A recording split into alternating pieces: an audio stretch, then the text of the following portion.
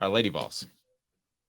Thoughts on how they ended the season? Are you giving Kellie Harper a big contract? Are you happy with what the Lady Vols were able to turn things around?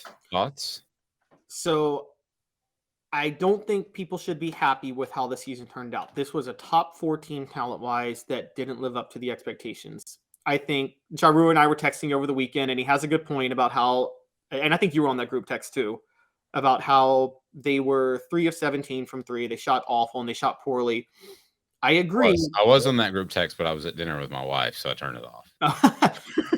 I agree, and he brings up a good point there. And it's like you can't, when your top shooter Tess Darby goes 1 of 6, you can't really do much. My problem with Kellie Harper is it's so old school thinking because she keeps one shooter on the court at a time. And I think this day and age in women's basketball, you need 2 or 3 pure shooters. I think that you stick with Harper and you give her the contract extension, even though I think she coaches an old school way that I'm not a fan of. Because look, everybody's back next year, pretty much everybody's back. You're going to have a team that took a little while to gel this year that's going to be a lot healthier. Tamari Key's going to be back in the lineup at center. Her defensive presence will be huge. And so, yes, I think you give Kellie Harper the extension. I think I think coaches need 4 years no matter what. I actually think you should give coaches 5 years no matter what. Like, if you don't believe, if you can't give them 5 years, you should fire them. One or the other.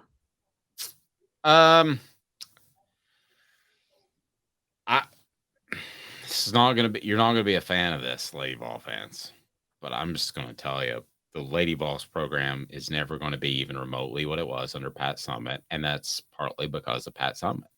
Pat Summitt built the entire game to be more competitive.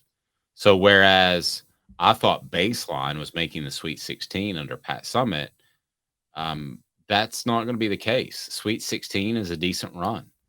And Caleb, I think Kellie Harper is doing as fine a job as she can be, and being a businessman, which I like to wear that hat every once in a while, I'm going to look at it and say, is she keeping me from losing money? So I would judge her by the fiscal sheet every June. That's the end of their year. June 30th is the end of Tennessee's fiscal year in the athletic department. Is Tennessee women's basketball, the Lady Vols, losing money, making money, breaking even? And that sounds awful. You should say, no, you want to go out and compete for multiple championships. I just don't think that's going to happen. And I think if you go out and you shuffle through coaches, you're in a very similar situation that you were with Philip Fulmer. With Philip Fulmer, the football coaching community disliked Tennessee because of what they did to him, because they thought the whole place was in shambles after Lane Kiffin left. And if you run through 2 Pat Summitt assistants and they have not been enough to placate Tennessee's fan base, then here is exactly what you're going to have. You're going to have people in the women's basketball community say the same thing. Don't think for a second you're going to make a run at Carol Lawson or Dawn Staley, because you ain't. SC Scout guy says, I think the Lady Vols overachieved. Losing Key was huge. I'm just going to be honest with you. I got zero problem with where they are. Well, Dave, let me ask you this, because you were there when it happened. Didn't this whole angering people in the community, don't you think that already started when Dave Hart made the right but tough decision to force Pat Summitt to step down? I think there were a lot of people that had feelings over that, even though it was the most necessary, difficult move you had to do. Yeah, he didn't need to kill off the Lady Vols. That was a dumb thing. Yeah, I mean, that was dumb. But listen, with Pat, and I hate saying this because of all the people in coaching that I have reverence for, or people, period, she's right up there at the top. She didn't know because of her disease, but she should have hung it up a year earlier. Maybe 2 or 3.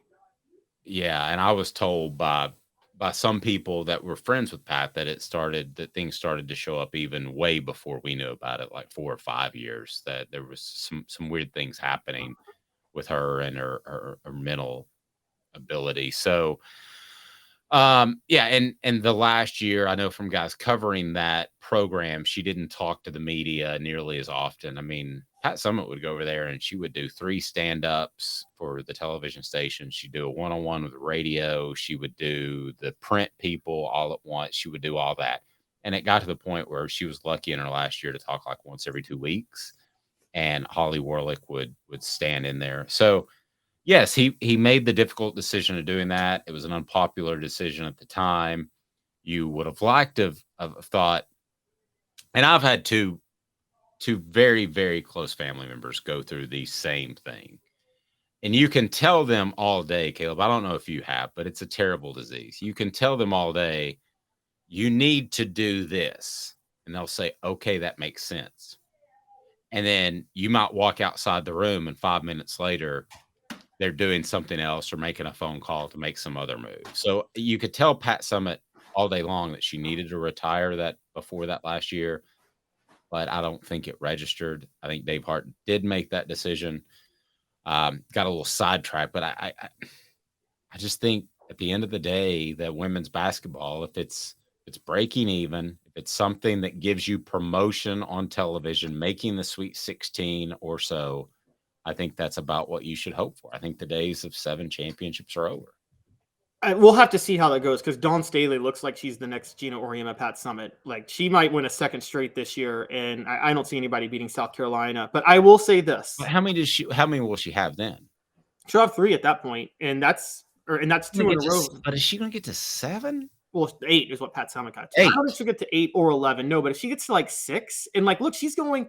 Pat Summitt had 1 undefeated season because even if there was one area where women's basketball was competitive during that time, it was the SEC. You know, Auburn was good over a period of time here and that. There were quite a few good SEC programs that were competitive. And so Pat Summitt couldn't do what Gina Auriemma would do, which was just run through the season and go undefeated in a really bad Big East with a bunch of programs that cared nothing about women's basketball.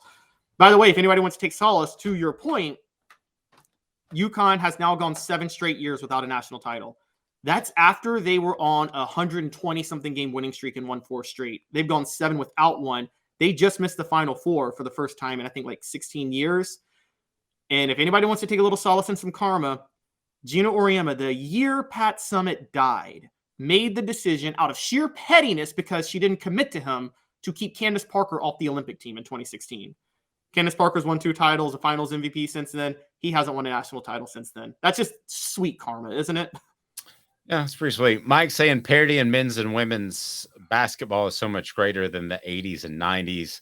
Sweet 16 is much more meaningful now. It is in the men's too, to a smaller extent, but definitely the women's. Well, the women's game is better. Problem with the men is that the great teams, the good players are just not as good as they were in the 90s and the 80s. I'm just going to say it.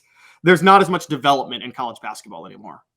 Travis saying settle for less. Who would hire Harper right now? And Danny White is the best AD in the country. But again, you're talking about a move that if you own a business, the risk reward is not there. What's the reward? That you make $100,000 more dollars. The risk is that you create a deficit in your budget. Well, and the real problem is, and here's where it's really hard, because you made a point that if you move on from Harper, which I'm with you, I think you stick with Harper. Give her the 5 years. Look, I have to say this. I think you have to keep people happy for the budget. You obviously have to keep fans and people in the community happy. The Lady Vol fan base community thinks something that's wrong, but they think it, which is they are very big on keeping the Pat Summitt connection alive with whoever you hire as head coach. You and I. Stop. I know, but that has to stop. I know it has to stop. You and I are on the same page. You don't get that's why Kellie Harper was hired in the first place.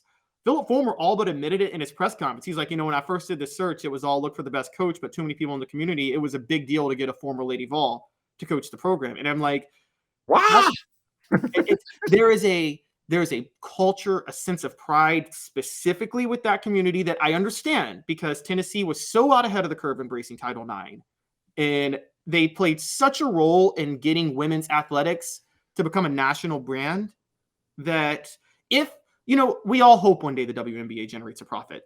If it does, you trace it back to Tennessee and Pat Summitt in the 80s. That's what you trace it back to. And that's where they started. And there's a huge sense of pride in that. Rightfully so, but you're right. You're going to go down you go down the ship with that sense of pride, you're going to be like Princeton in football, which was the greatest football program ever in the 1800s and 1900s. If Kara Lawson called from Duke, and by the way, Kara Lawson went from 17 and 13 in 2021 to 2022 to 26 and 7 in 2022 and 2023 this year, made it to the second round. So she's building something there.